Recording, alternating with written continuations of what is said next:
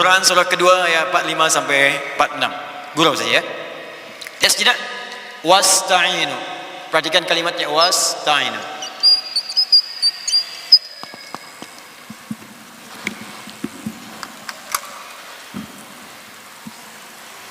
Tak nampak.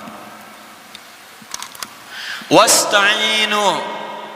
Dan jika kalian punya persoalan dalam kehidupan, maka mintakan solusi, minta tolong. Ini perintah Allah. Kalau kita hendak merubah kalimat perintah ini, fi'il amr, dalam bentuk permohonan, ya Allah sekarang kami minta solusi, minta tolong. Wasta'inu, mintalah pertolongan, minta solusi. Lalu kita katakan, ya Allah sekarang kami akan minta solusi. Maka kalimatnya akan berubah dari wasta'inu menjadi nasta'in. Nasta'in.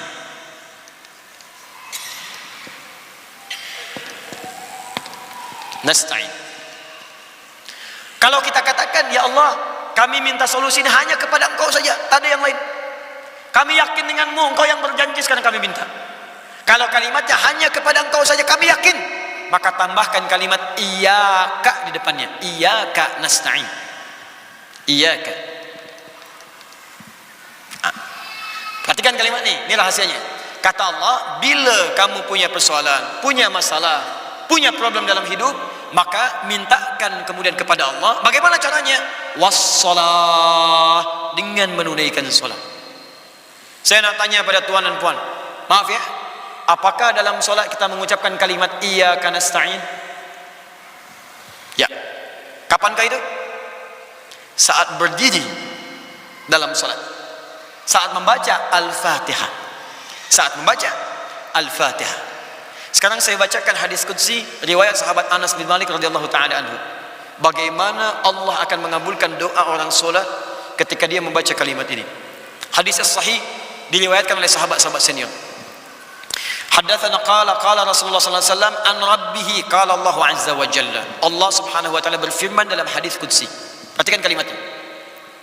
Qasamtu shalah baini wa baina 'abdi. Aku bagi solat itu menjadi dua bagian. Bahagian aku dan bahagian hambaku. Wali abdi ma sa'al. Jika hambaku mengerjakan bagiannya dengan sempurna, maka aku akan berikan bagianku untuk mereka, yaitu aku berikan apapun yang dia minta dalam solatnya. Aku bagi solat jadi dua bahagian, bahagianku dan bagian hambaku. Jika hambaku mengerjakan bagiannya dengan benar sempurna, maka aku akan kabulkan apapun yang dia minta dalam solatnya.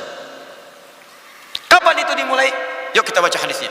Idza qala al-'abdu alhamdulillahi rabbil alamin. Jika hamba itu bermula salat dia membaca alhamdulillahi rabbil alamin, qala Allah azza wa jalla hamadani 'abdi, maka Allah akan menjawab seruannya itu dengan kalimat hamadani 'abdi, hambaku sedang memujiku. Wa idza qala al-'abdu ar-rahmanir rahim. Jika hamba itu berkata ar-rahmanir rahim, qala Allah azza wa jalla, maka Allah menjawab athna 'alayya 'abdi, hambaku sedang menyanjungku.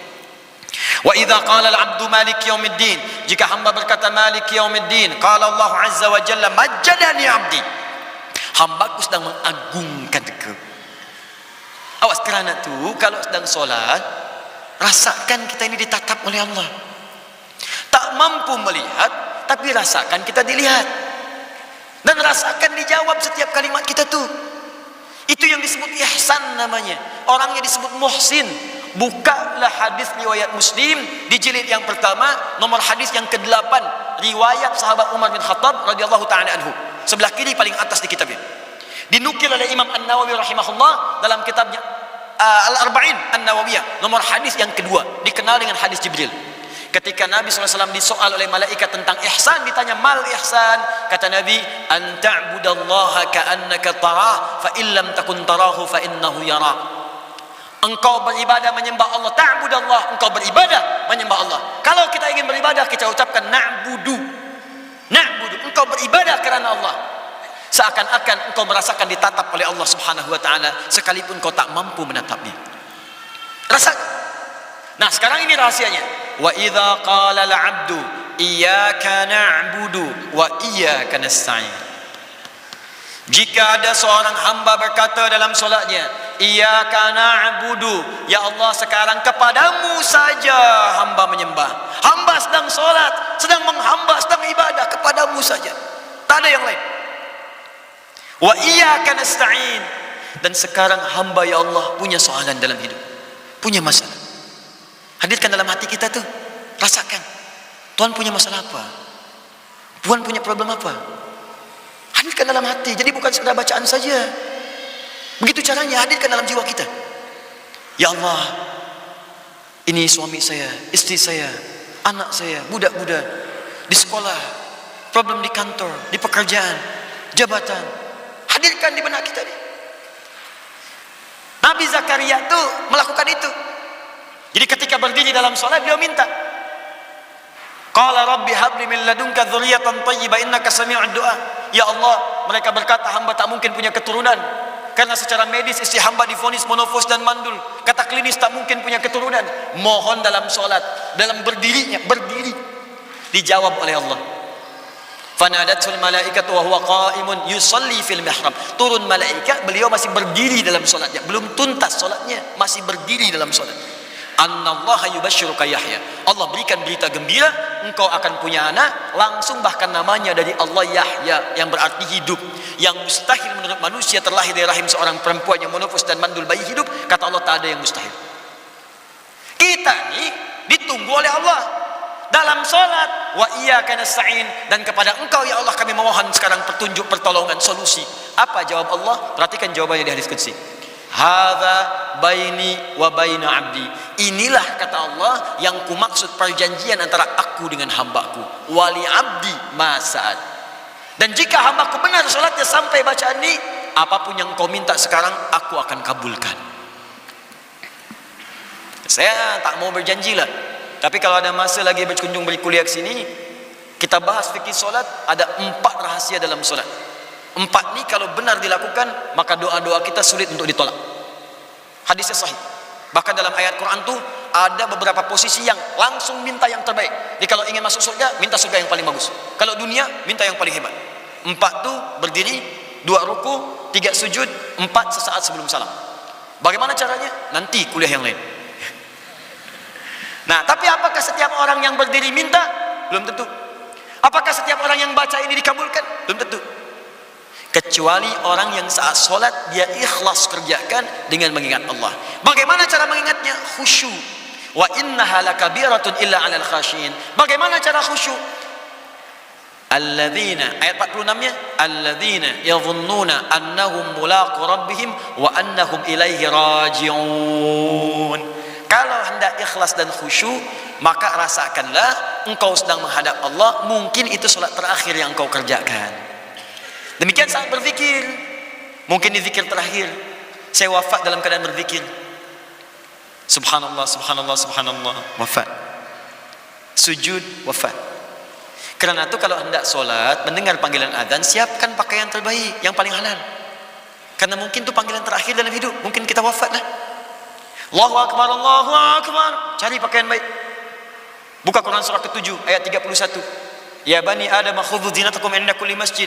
Hai anak cucu Adam, jika ada panggilan dari masjid, cepat kenakan pakaian terindahmu. Bagaimana tuan-puan ni? Diundang oleh manusia, datang ke parti, pakaian baik luar biasa yang undang manusia. Belum tentu sehari diundang 5 kali ada parti. Pakaian bagus, semua bagus, kasut bagus. Diundang Allah pakaian macam tu. Pakaian olahraga dipakai pula pakaian untuk solat. Depannya Messi, belakang Ronaldo, bingunglah malaikat. Bagaimana kita bisa mendapat rahmat? Pakai yang paling indah. Ya, terakhir saya punya kisah sedikit saja. Ada seorang perempuan tu di Qatar dulu. Ini solehah perempuan ini. Ini kisah nyata. Saya dapat riwayat-riwayat dari orang fiqh. Jadi dia sangat dekat dengan Allah, dan dia tu begitu ikhlas menunaikan solat. Selalu teringat kalau ada panggilan Allah, cepat dia respon. Tibalah masa pernikahan dia.